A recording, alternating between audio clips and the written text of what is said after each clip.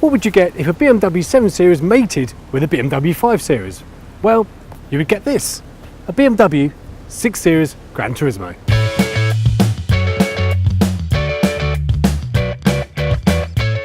A few years ago, I said the BMW 5 GT was the manufacturer's best kept secret. Why? Well, it was built on the 7 Series platform and almost had the same dimensions for a lot less money. But for 2018, the 5 GT is no more and has been replaced by a larger, more versatile 6 Series GT.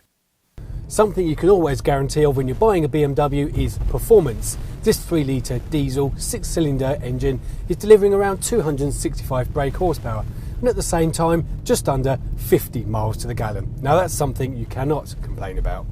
Inside, it's hardly loaded with luxuries, but as like any other BMW, you can easily get carried away with the options list. The problem is when you start adding luxuries such as wireless charging, front seat comfort pack, rear seat comfort pack, that's £2,500, you start getting into 7 Series territory, and that's a real issue. But you do get 7 Series luxury and fine interiors we've all come to love inside the top end BMWs. On top of this, the 6 GT does have a little party trick. With the rear seats up, you have 610 litres of boot space. You could probably get 3 large cases in there pretty easily. However, if you want more, then this parcel shelf conveniently gets stored under here.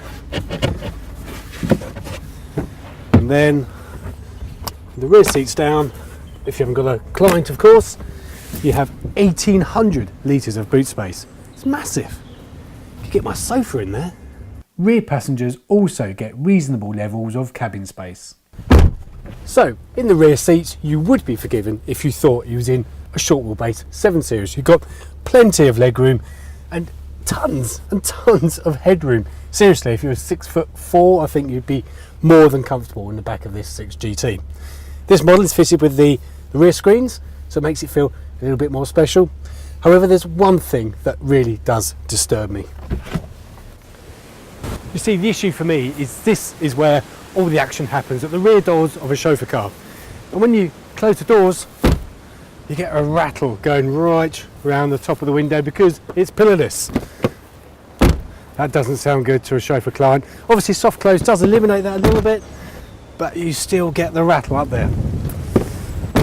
When the 5 GT was introduced, you got 7 Series luxury for 5 Series money. But now with the introduction of the 6 GT, it's much more expensive due to the fact of greater equipment levels and makes the decision to buy one of these a much harder one. Now if you're buying a 6 GT for chauffeur duties, then there is one must-have, and that is the air suspension option. It's a £1,300 cost, but what you get is a system that makes it comparable to a 7 Series. So in conclusion, the 6 GT is certainly a handsome, capable, well-equipped car which offers more versatility than a 5 Series. But for chauffeurs looking to take advantage of systems like xDrive, the X5 is a better compromise, or a base model 7 is ideal for those concentrating on comfort.